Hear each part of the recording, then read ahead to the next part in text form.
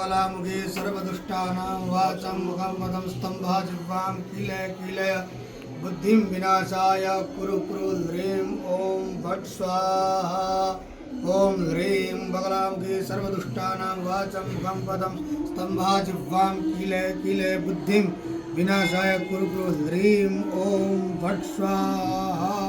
सर्वमंगलमांगल्ये शिवे सर्वार्थसाधिके शरण्ये त्र्यंबके गौरी नारायणि नमोस्तुते। या देवी सर्वभूतेषु शक्तिरूपेण संस्थिता नमस्तस्यै नमो नमः।